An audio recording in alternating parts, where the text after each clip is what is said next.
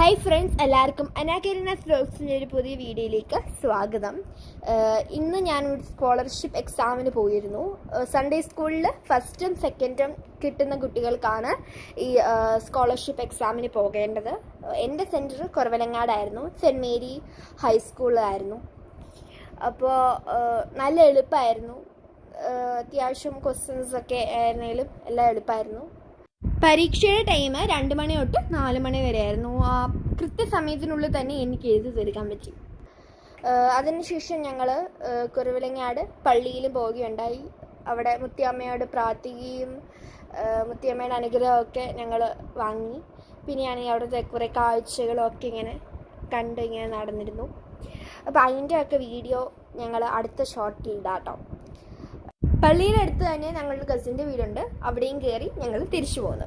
അടുത്ത വീഡിയോയിൽ നമുക്ക് വീണ്ടും കാണാം. ബൈ.